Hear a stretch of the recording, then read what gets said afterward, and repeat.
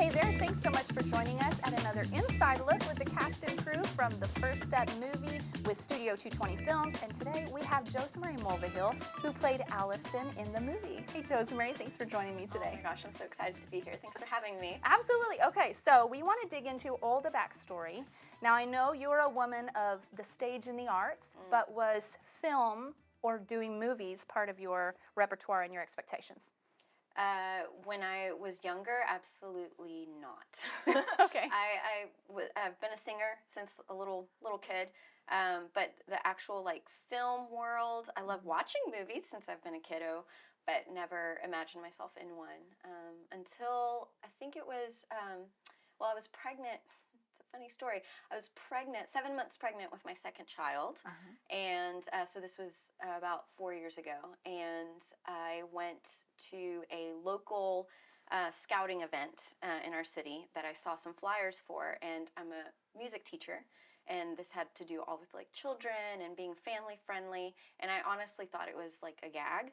So I was like, I want to go and make sure that these kids are safe. I that's honestly what I thought about it. And then I went, I saw that it was legitimate, and I was like, well, I'm here. Why don't I sing something and see what happens? And basically the person was like, wow, yes, and long story short, made it possible for me to go and to a scouting event in California. And when I went, I got to perform in front of Sony, Tyler Perry Studios, Nickelodeon. There were many agents there, and I got lots of callbacks.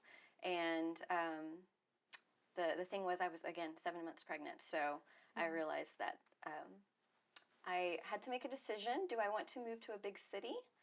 Because that's basically where the agents were. They said, wow, you're so talented, but when are you moving to LA? When are you moving to New York? And I basically was like, I don't feel like that's where God wants me to be. I think I'm supposed to stay here in my city. And so while that was really exciting to see that people in the industry, legitimately in the industry, saw something of value in me, I had to make that decision that everybody has to make of so what choice am I going to make here, And I decided to stay, and shortly thereafter, COVID hit, and a lot of things went online, and through that, I kept kind of just digging into the film world and seeing, and the more not classical singing world or pop music world, but the performing world of video and film. And I got a role in a New York Broadway that, again, was online. And so auditioned for that, got the part, and it was my first experience with the Broadway. But it was the stage of my room, because of COVID. But again, just kind of feeding that realization of I think I kind of like this side of things too. I love performing, period, but it was really cool, getting to see that, this experience I had so many years ago hasn't left me. So I think there's something to that, and I think I need to keep going for it. So to answer the first question, was I imagining myself in film since being a kid? No. But I'm really glad that it kind of happened to me. Yeah, no kidding. Yeah. Okay, so not gonna lie, I feel like your story of will she move to LA, will she move to New York, it's like the plot line of every Hallmark movie. So maybe we'll see a movie about your life one day. Okay, so suburb girl moves to the big city. Oh my goodness. And we'll call her Maria. Right. Okay, so tell me then, how did you get connected to this particular project? So after the experience in LA, I decided that I needed to get more experience. So I've been on stage again since I've been a little kid, singing, performing live, but not behind a camera, performing that way. And as I understand it, if you come from the theater world, you have to learn how to be behind a camera, because you don't need to act or perform for the person in the very last row. Right. It's much more subtle. So I was like, I need to get experience in film stuff. And I've done local films a lot, or not local films, I'm sorry. I've done TV commercials, lots of TV commercials, but literally never gotten to talk in them. They're always just where I'm smiling. And just or your moneymaker. Yeah, just buy our product or whatever. I realized I really needed to get to know the film world and the people in it and how they work and how this whole thing works, basically. And so I wanted to rub elbows with people in the industry. And locally, there's a Southeast Texas Film Alliance group that I found on Facebook. Okay. And I saw that they were having a just a networking event.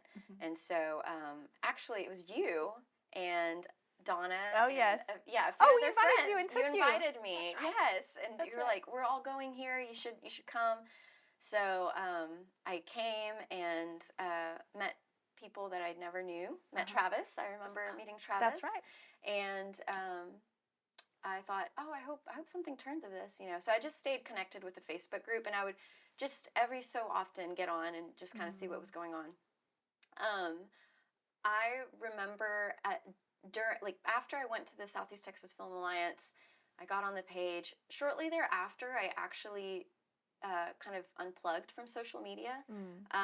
Yes, you did. I did, and I kind of snuck my way back in little by little, but I kept it to only basically important things. I wouldn't scroll and stuff. I would just check different pages I'm a part of, the Film Alliance group being one of them. And one day, I think it was just a few minutes after the post was made, but I saw looking to make a film with a Christian lean. Message me if interested. And I was like, yes.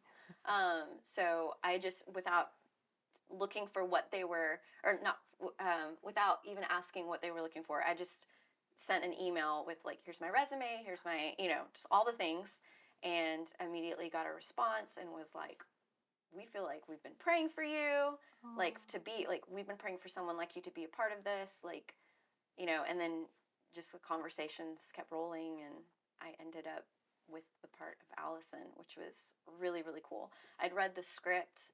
I liked the script, and I liked the character Alison. I felt like she was relatable for me. She seemed like just a kind of God-centered character, and that's what my life is about. So yes, it's true. Sorry, that sounds really like pious, because I'm so much like Jesus. So I had read the script, and I really liked what I read, and I got to meet Jerry and Julie, and felt like the project was something that was honestly a godsend. Yeah. It felt like, because the questions in my mind of like, that was a really cool thing in LA. That was I've been in cool little experiences, but maybe all of this stuff is just in my head. Maybe, being a mom with young kids, you can kind of feel like your dreams are like dissipating with every vaporizing. Just, which of course, children are a blessing from the Lord. Would never ever regret having my kids. Yeah. But personal endeavors that I have, I felt like, well, maybe God wants to shift that, or maybe this isn't what I need to be focusing on. And then it was like, Alison. And I was like, or maybe this is a thing, so it was really exciting. That's awesome. Well, I love it. Well, okay, so now we're going to ask a personal question. So you have family, obviously. You've alluded to your husband and your children, so introduce them real quick. Do I have to? I'm just kidding. Just cut that out. Brian's going to be like, geez, rude. Ask your question again. Okay, now we know you have family. You've alluded to having some children. So how did your husband feel about you having another husband on screen? How did that go? Yeah, so my husband, Brian, he is extremely supportive of my creative endeavors. We support each other, and he's an amazing musician, amazing talent, and he, when I read the script, and I saw, like, there was, moments of intimacy and stuff between the couple. Obviously, they're married. They love each other very much. We had actually, in the event in LA that I had gone to, they had breakout sessions. And the whole event is very geared towards families. People, like, what's it really like to be in the industry? What if you have kids? How do you not ignore them the whole time while you're doing auditions and stuff like that. So in one of the breakout sessions, there was an actress that talked about her experience with not having figured out what she was okay with before the opportunity presented itself. Because as an actor, you know, if the more you say no to something, the more likely that the role will just be given to someone that's not going to put up so much fuss. Yeah, yeah. And so when I saw that there was, you know, intimacy between the characters with Alison and David, I was so glad that Brian and I had already had that conversation of like, how far am I going to go as an actor to portray intimacy or intimate situations on screen, and so it really wasn't that huge of a deal. That's good. The script originally didn't have, you know, there wasn't like a, you know, bedroom scene or anything like that to begin with, so that made it a little more comfortable too. Yeah. But yeah, I think, well, I remember Jerry wanted me and Chad to meet, and we just had him over at our house. So Jerry and Chad came, and we all hung up upstairs in our studio. We have a studio in our home, a music studio, and we just, you know, shot the breeze and got to know each other. And Chad's hilarious, and Brian and him, you know, were bantering back and forth. We were all just joking around, and it was pretty clear that it, you know, there was no like weirdness sparks.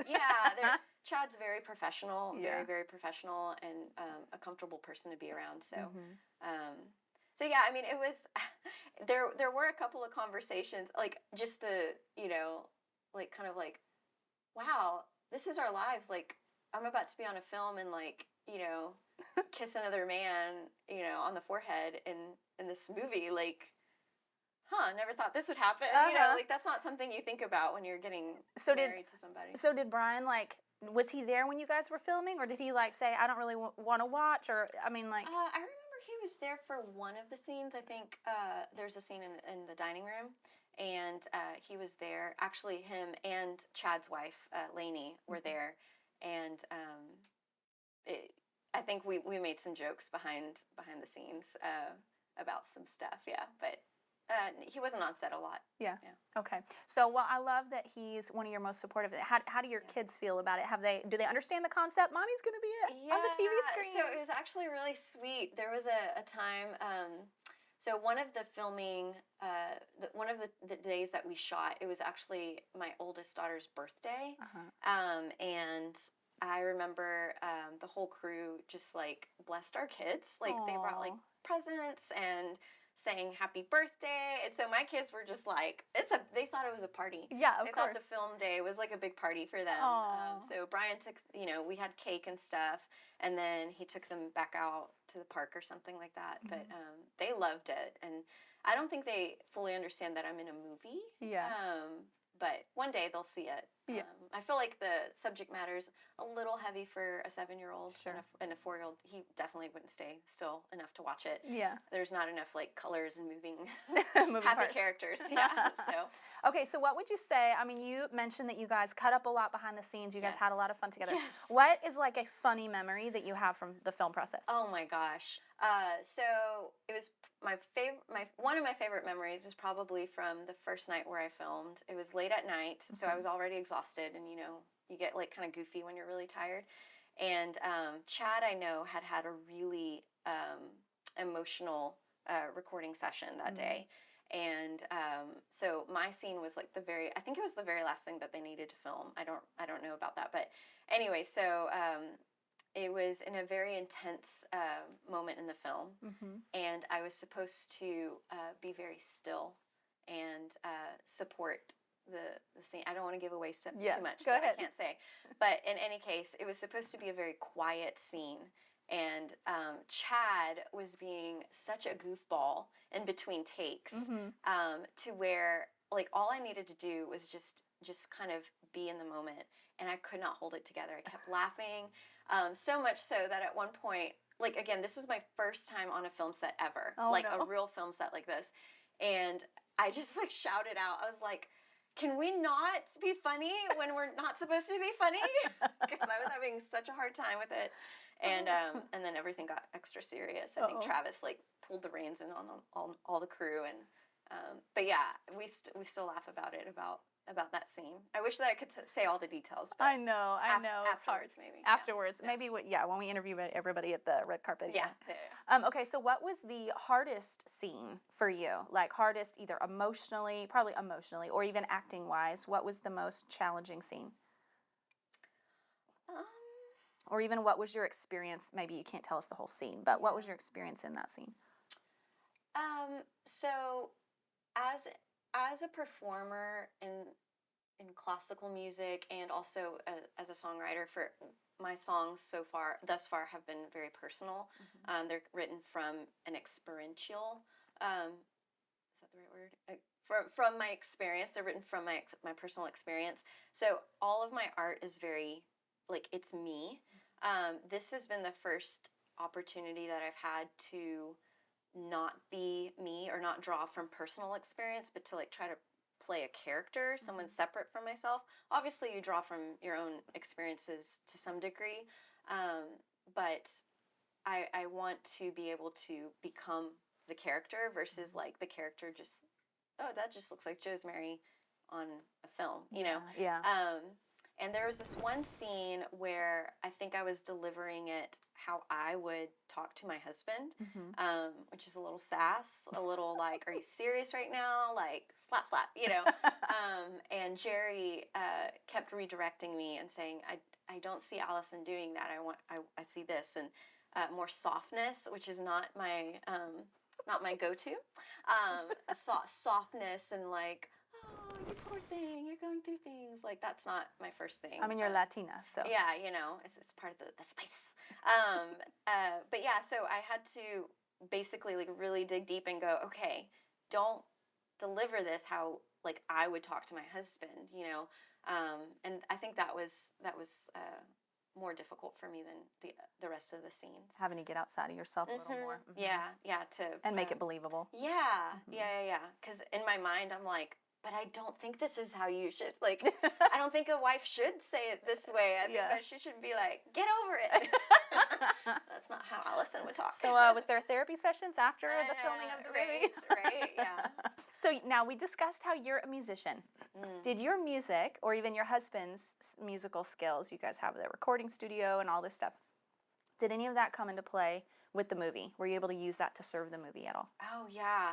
Yes, and I was so excited, like literally peed my pants a little bit when I found out. So, yeah, Jerry, actually, it's okay, so back to the intimacy stuff, right? Okay. So there was an original scene in the script that you keep saying intimacy, and I keep thinking y'all are in bed together. Well, there was an original scene in the script that was in a bedroom. Oh, okay. And I talked to Jerry about that, and he was super accommodating, and was like, yeah, we can just change the scene. So Alison, in the movie, Alison and David's home is actually my personal home. That was the set. Okay. We opened up our home for the film. And so when Jerry came to scout the place, he saw, you know, we have a piano because I teach music and, you know, write songs and stuff. And he had this brilliant idea. He was like, well, instead of doing a bedroom scene, we'll have you guys, you know, in this music room. And then I can't remember. I think he asked me, like, would you, you know, write, you know, a little song for them to sing together or something. And I was like, oh yeah, easy.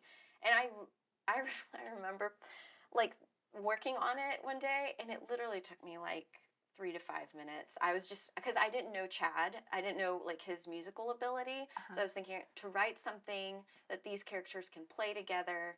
You know, I'm not going to write some like Mozart, Beethoven kind of like, this is our song, you know. So I wanted it to be very simple. And so I just made this cute little ditty. What I was after was, this is the vibe. Like, it's just, this is the sound, kind of like sweet.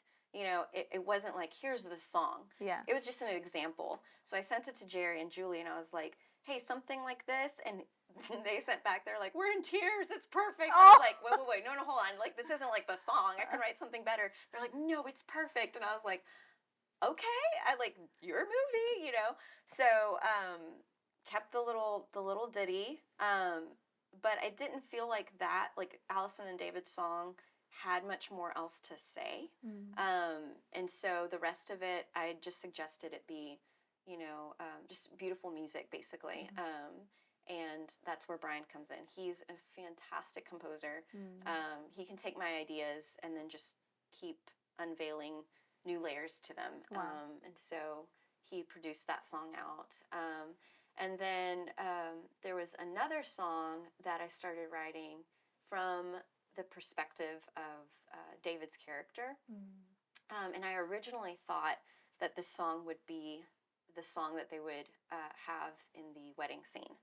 And so I wanted the song to be something that could be sung about, like, there you are, and you've changed my life, and like, I can't even breathe in this moment, and the chorus, right? But then for that whole experience to be flipped, so that in the movie, as things unravel, am I giving away too much? Okay. As things unravel, the song can be sung from a different perspective, because that's, I mean, from my experience anyway, some of the most beautiful things that we encounter in our lives can actually, in a moment, become the most painful, the most difficult ones, and yet, because of the original beauty, we don't want to not have gone through the pain, because if we didn't go through the experience the way it was, would we have even had that original love in the first place? Yeah. Better to have loved and lost than to never have loved at all. Exactly. Wow. Those are beautiful words. Did you make those up? I'm the original composer. Yeah. So then, since you guys wrote the music and you are a professional singer, are we going to get to enjoy this experience at the red carpet? Oh, I hope you enjoy it. I really hope you enjoy it. This was a really exciting opportunity for me as a songwriter, because as I said previously, everything's come from just it's my own journaling. That's how I process life, is through writing song. This was my first commission, like write a song for something completely, like, this is not you, this is a character. And I just think that's so much fun, because I love puzzles. Yeah. And so I'm like, ooh, get in the brain of like someone that doesn't even exist really, you know. Yeah. And, I really did my best, and I hope that people love the song. I super cannot wait to experience all of it. I really can't. And I'm excited for you, because having known you for a very long time now, of course we go way back. Hey girl. And so seeing your creative journey, and like you walk into motherhood, and through motherhood walk into marriage, and then motherhood, and and seeing you process your gifts and find outlets for your gifts. And now in this one project, not only did you experience acting on film for the first time, but then writing music for the movie. That's a big deal. That's a huge deal. Separately, those are big deals, and two in one. So and getting to meet I'll get to meet the composer for the film score. Like he's a young kid, but super talented. And I'm like, are you going to be at the premiere? Because I want to meet you. Oh, that's wonderful. So gifted. And getting to meet people like that is just, it gets really exciting, because, it's like, you're awesome. Like, can I learn from you? And like, you want to hang out sometime? Okay, so Josmery, I heard that you are going to be performing live at the red carpet. How are you feeling about that? I'm so stoked. I'm so excited. Especially because your dress is beautiful. Oh my gosh. Okay, that whole thing is a whole dream, girl. Oh, you might need to share that story, actually. Oh my gosh. Okay, so I do have some performance gowns from back in the classical music days, and they still fit, because I tried them on. Come on now. But none of them felt like this premiere, and so I was like, I haven't bought a new gown in a long time, like But then, like, the budget and finances and all the things. And so I was literally, that week, I was thinking, maybe I could take this gown that I have and, like, dye it. Maybe, like, I could, like, watch a YouTube video on how to dye chiffon. And, like, maybe it won't turn out ugly, Anyway, thinking all these things. And then I get a phone call. And a friend of mine said that she and her husband had seen the post on Facebook of Red Carpet Premiere. And she felt like the Lord told them, buy her gown. So she's like, we just want to bless you. We want to, take you shopping, gown, earrings, the whole thing. And I'm like, what even is life right now? Like, I was just like, are you serious? What? So yeah. Okay, I was sitting with her when she had that moment of like, oh yeah, I was supposed to call Josmery and tell her to do this. So she actually, when we had been at a birthday party and all of us were sitting around, and she heard you talking about, where are you going to buy your dress? Where are you going to buy your dress? And you were processing it, remember, out loud. And she had made the mental note, oh, I need to contact Josmery and offer to get her dress. And so I was with her when she remembered, oh, I forgot to message Josmery. That's so funny. So yeah. So yeah, we went shopping, and honestly, it was underwhelming. But I thought at least I can like touch materials and like figure out, because I thought I would end up buying something on Amazon, and which isn't terrible, but you kind of never know what you're gonna get through online shopping. So we were like looking through stuff, and then all of a sudden, she like pulls some dresses, and there was way in the back, and she goes, oh, Josmery. And I was like, what? And I looked, and I was like, whoa, that's a really beautiful dress. However, on the hanger, I'm not fashionable like you. So like me with the hangers and the dress, I was like, oh, it's really pretty, but I don't know. She's like, at least try it. And I thought, well, I haven't tried on anything, so yeah, why not? I put the dress on, and I kid you not, I felt like a Hollywood actress. I was like, you look like one in that dress. Yeah. And anyway, so my husband, Brian, he's very, very, very chill. Like, I remember the day that we figured out where we were going to get married, which is a huge deal. Yeah. What venue we were going to get married. And we're standing in the venue of where we were going to say our vows, and I look up at him, his 6'3" self, and I'm like, babe, this is it. This is where we're going to get married. And he looks around, and he's like, yep. And I was like, bruh, okay, but like, you need to give me something more, I'm like, when you said that, babe, I'm like, I hear Disney songs. Yeah, And he's very chill, right? When I walked out, in our living room, I was like, I just bought this dress. I want you to see it. I put it on. I walk out. His eyes bugged out, and he went, Aww. And to get that reaction out of my husband is a big deal. Yeah. So I was really excited about the dress. Aww. But back to the singing. Yes, I'm absolutely head over heels excited for this. The Jefferson is very dear to me. I got to perform there, I think it was 2007, 2008. There used to be an event called Brilliance when I was in college, and it was an opportunity to give people like me, classical musicians, a venue to perform.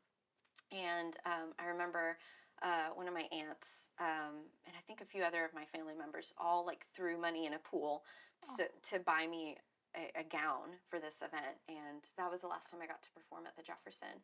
And so to get to be at the Jefferson again, and this time get to sing a song I wrote in a genre that wasn't classical, and that's a whole nother thing where I used to box myself into this like classical thing, is going to be really, really exciting for me.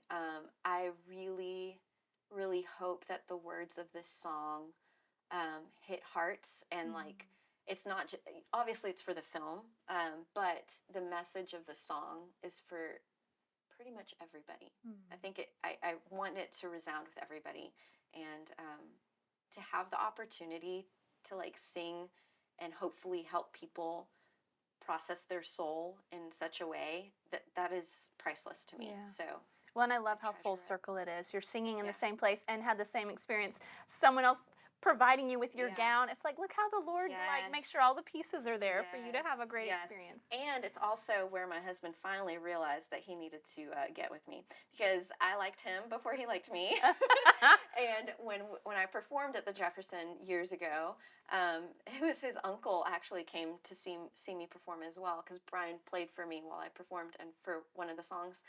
And his uncle, after the event, told him, he said, oh, you need to hold on to that one. So Brian was like, oh, maybe I should ask her out. So Jefferson is very dear to your heart. Yeah. That's so exciting. Okay, so now let's go a little more personal here, in that I want to pull from your life experience going through this process. Obviously, whenever we experience something new for the first time, we naturally will draw out lessons from it for our life, for personal application, or just even for that environment. What do you feel like you learned, or even life wisdom or even professional wisdom that you drew from the whole experience? I think one of the things that I I don't know if it was like a new lesson, but it definitely got solidified even more, was, I got to work with a lot of people that I don't think I would have met otherwise. And yet we all have very similar DNA in that we love amazing creativity. We love working hard. We love being a part of something that matters and can have impact on people's lives. And I think that family's messy. People are messy. We're all broken people in some form or fashion.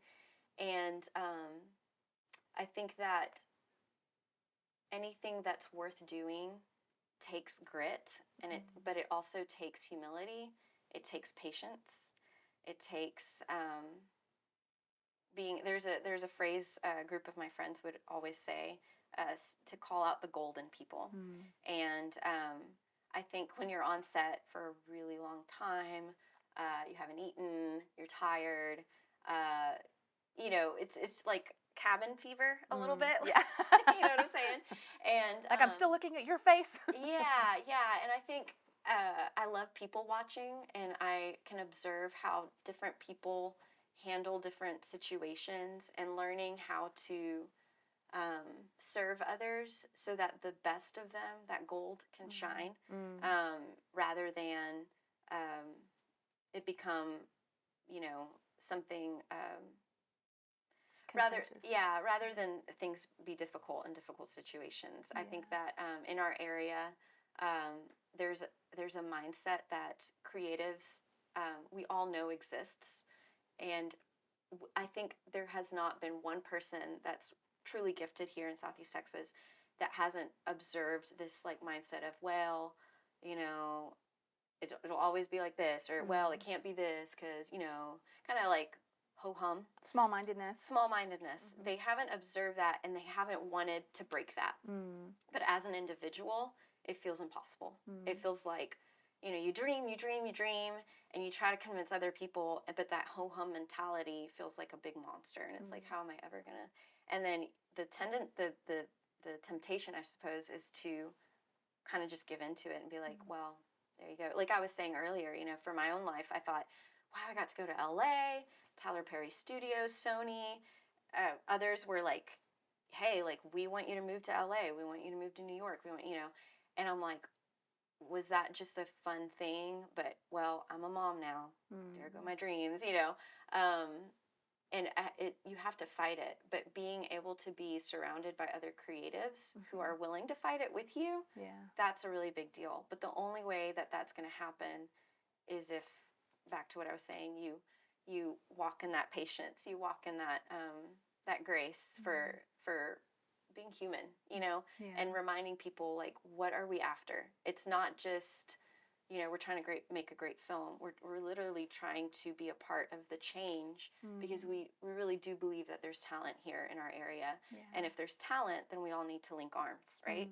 But that's not going to come easy. That's going to come with the mess, and learning to be messy together, and be like, hey, there's food in your mouth. Is there food in my mouth? Yeah. I love it. Well, and I love too that, because you did touch on something that I think a lot of, especially mothers who are creative, or mothers who are ambitious, or mothers who have a lot of big dreams for their life, that motherhood can oftentimes feel like a barrier to that, or a hindrance to that. I know I experienced that for sure. You watched me walk through it. Yes. And but I love that because you're pursuing your dreams, and you're doing it in a way that was never like, get out of the way, kids, I'm going to do this thing. It was surrendered to your primary calling as a mother, and then the Lord, of course, graciously opened doors to you. But that in that, you're able to take the kids along your journey, and I've witnessed so many times how children who watch their parents pursue their dreams, it played a part in shaping the kids' dreams for their own lives as well. And so, like, you and Brian pursuing these things, I know will have an effect on your children. Who knows what it might awaken in them as well. And so I love that. It serves a purpose. Yeah, I can only hope and trust that that's, what God's telling me to do. I'm trying my best to obey what I believe God's telling me to do. And if I'm doing that, if in my heart, if anyone in their heart is genuinely, honestly trying to obey what they believe the Lord's telling them to do, I think that that's a treasure, and God's not gonna let that just fizzle out. Like, the fruit will be seen. It just may take a lot of time. Yeah. And while this film was super, super fun for me to do and stuff, I don't know what the future holds. Maybe there's something just around the corner. Maybe it'll be another few years. I hope it won't be that long. But I have to. My trust has to be anchored in what God's telling me to do, and being not just okay with, but enjoying the season I'm in, and the things that are on my plate. Because to every no, there's a yes, and to every yes, there's a no. So thankfully, saying yes to my family is not a burden. Yeah. I'm gonna be honest, sometimes I feel like it is, but but overall, it's not. And being a mom is super fulfilling for me. That's amazing. Well, I agree with you, and I think you do it very well, and I appreciate the attitude that you bring to this whole experience. I was thinking while you were talking about, like, I need to find a way to bring out the gold in the people around me when we all are just tired and cranky. I'm like, I bet every director wishes they had actors that think like this. And so last question would be, let's say there's someone who is younger in their creative journey. And they don't see the doorways opening yet, and they maybe are losing heart. Maybe life took some turns they didn't expect. What would be your encouragement to them? Put in over 10,000 hours of practice. Yeah, get ready, because when the opportunity comes, you don't want to be trying to figure out how to do it. Yeah. I think that the comfort that how comfortable it is for me to be behind a camera. You stick a camera in my face, an iPhone in my face. I'm not like, oh my gosh, no, I'm not wearing makeup. I'm like, hey, what's up? It's because literally I've been doing that since I was a kid. Like, I just, 5 years old. And part of that was my mom. She was a performer herself. And so she would encourage me, like, yeah, do it. Like, dance. Okay. No, that's not like that. Like, move like this. It looks better. She wasn't shy to critique me. Now, she wasn't like a stage mom where she's like, you're never good enough. I'm so glad she wasn't that person.